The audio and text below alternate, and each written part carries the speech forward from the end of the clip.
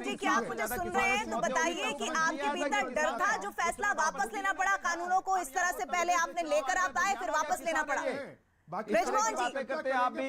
अगर आपको भारतीय जनता पार्टी गुणगान करना है तो बता दो, मैं भारतीय जनता पार्टी गुणगान करने आया हूं, क्योंकि इस निर्णय के बारे में तो कोई बातचीत नहीं कर रहा है। जितने लोग बातचीत कर रहे हैं पुरानी बातें कर रहे हैं। आप पुरानी बातें नई बात कर लेते हैं बृजमोहन जी। बाकी राजनीतिक चुनावों का डर है, पंजाब और उत्तर प्रदेश का किसान आपसे नाराज है। डर इनको सबको है कि ऐसा निर्णय हो पाएगा, कभी ये सोचते भी नहीं थे, परंतु मोदी जी ने एक ऐसा निर्णय कर आपने जो कहा मास्टर स्ट्रोक, निश्चित रूप से उन्होंने मास्टर स्ट्रोक लगाया सर, है और उस मास्टर स्ट्रोक पर ही अटक गए हैं। विरोधी चित्त हो गए। आपको जो सूट कर रहा है शब्द वो तुरंत आपने पकड़ लिया, लेकिन जो मैं पूछ रही हूँ बृजमोहन जी उसका तो जवाब दे दीजिए। बृजमोहन जी, मोनोलॉग नहीं चल रहा है यहाँ पर। नहीं चाहते बृजमोहन जी, के लिए आज ये विरोधी दल के मुझे नहीं लग रहा कि बृजमोहन जी तक मेरी आवाज पहुंच रही है, शायद वो सुनना ही नहीं चाह रहे मेरी बात को। बृजमोहन जी आपकी आवाज अभी ऑन एयर नहीं जा रही है, मेरी जा रही है। मेरा सवाल सुन लीजिए, बृजमोहन जी, अगर आप तक आवाज पहुंच रही है। मैं ये पूछ रही हूं कि मास्टर स्ट्रोक शब्द अच्छा लगा,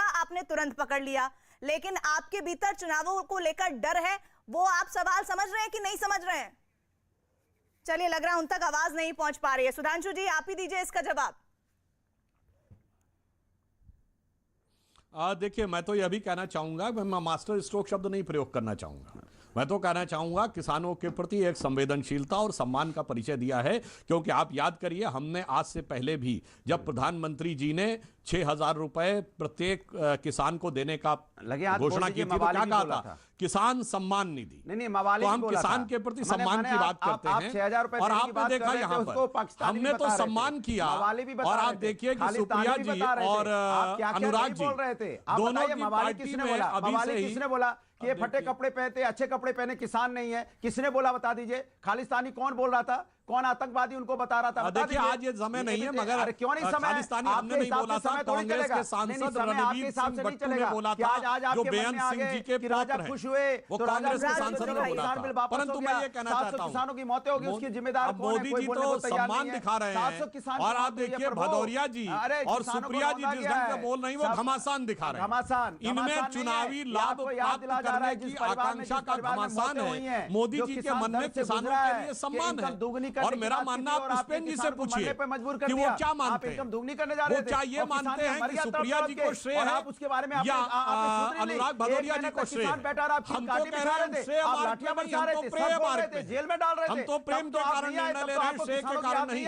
अब श्रेय का जो संघर्ष है वो आपके टीवी चैनल पे साफ दिख रहा है। देखिए, जब हम बोल रहे थे ये लगातार डिस्टर्बेंस कर रहे हैं क्योंकि इनके मन में छटपटाहट है, वैसा ही कुछ ना कुछ भाव सुप्रिया जी में दिख रहा था, वो लगातार बोल रही थी। तो मुझे लगता है किसानों के प्रतिनिधि के रूप में जो लोग बैठे हैं उनसे आप पूछिए कि वो किसको श्रेय देना चाहते हैं। क्या है? अभी तो आपको युवाओं का रोजगार भी याद आएगा, महंगाई भी याद आएगी। अभी तो आपको वो भी वापस करना पड़ेगा जो पेट्रोल डीजल 100 के पार आपने किया है। ये जनता देख रही है, अगर डीजल पेट्रोल की कीमत कम नहीं करोगे तो फिर आपको वही माफी। मैं अब इस डिबेट में पुष्पेंद्र चौधरी जी को लाना चाहती हूँ।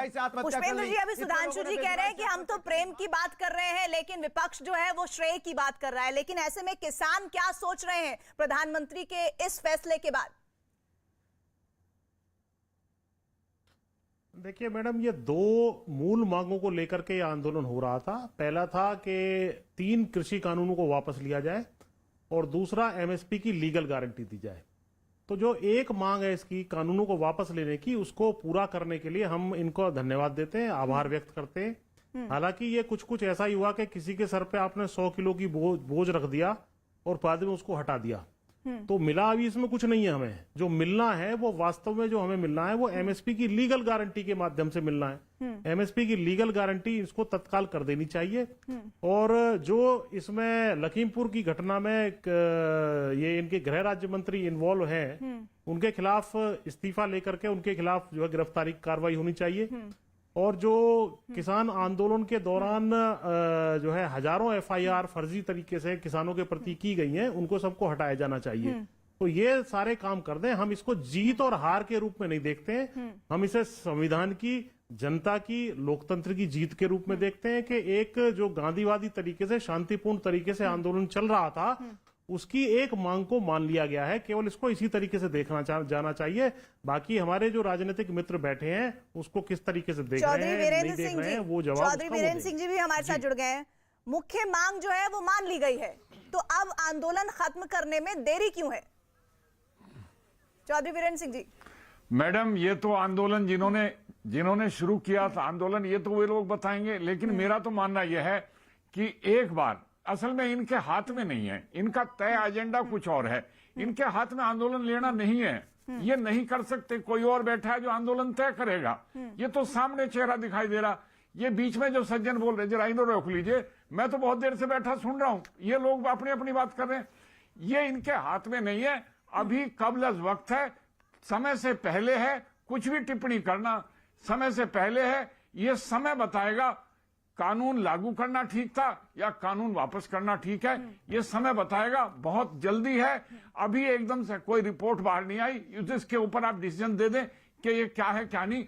हर बार विपक्ष का एक काम है, हर काम में इन्होंने कोरोना के इसमें वैक्सीन में यही काम किया और कई कामों में किया, ये काम करते रहे, ये हो रहे।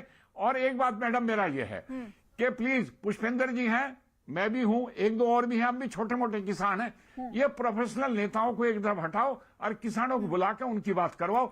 ये इनका एक ही एजेंडा है। ये जो पॉलिटिकल पार्टीज के लीडर आते हैं, हर बहस में एक एजेंडा है, केवल इसको लिगर ऑन करना, इसको अलझा देना, और बहस किसी और विषय पर आई थी, बहस को कहीं और ले जाना। मेरा ये कहना है अभी समय से पूर्व है, इसमें समय गुजरने दीजिए। जो बात हो रही है इसके नतीजे बाद में आएंगे निकल के। कल को मंडी समिति के जब डंडा लेके सड़क पर आएंगे किसानों के साथ, फिर वो होगा, उसका क्या होगा? जो फैसिलिटी अब तक मिलती रही थी उनका क्या होगा? और चीजों का क्या होगा? अभी तो बहुत सारी चीजें ये टाइम से पहले है, इसको सेटल होने दें। ये जो गर्द उड़ रही है इसको सेटल होने दें, और क्लियर कट 2-3 दिन में स्थिति स्पष्ट हो जाएगी। सरकार का क्या कहना, किसानों का क्या कहना, अभी वक्त से पहले, अभी इस तूफान में इस बारे में बहस करना या कुछ भी क्लियर देखना, मुझे समझ में नहीं आ रहा कि कोई इसमें पुष्पेंद्र जी, क्या आप भी चौधरी वीरेंद्र जी की बात से सहमत है? वो ये कह रहे हैं कि अभी कुछ भी फैसला कहना कि भाई ये कानून वापस हो गया अच्छा हुआ है, या फिर ये लागू हो जाते तो अच्छा होता, बहुत जल्दबाजी है, या फिर आपकी राय से अलग है? नहीं, देखिए, मैंने जैसा स्पष्ट किया कि कानूनों में जो है कृषि क्षेत्र में सुधार होना चाहिए, ऐसा सभी लोगों का मानना था पहले से।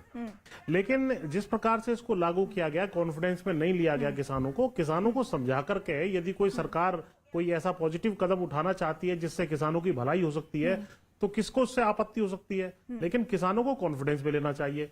दूसरा, जो एमएसपी की लीगल गारंटी वाली मांग है, वही छोटे किसानों का भला करने वाली मांग है मुख्य रूप से, क्योंकि पंजाब और हरियाणा या वेस्टर्न यूपी में तो काफी हद तक जो है एमएसपी की जो गेहूं और धान में विशेषकर मिल जाती है। लेकिन आप वहां चले जाइए, ईस्टर्न यूपी में चले जाइए, बिहार में चले जाइए, 1000-1200 रुपए में धान बिक रहा है।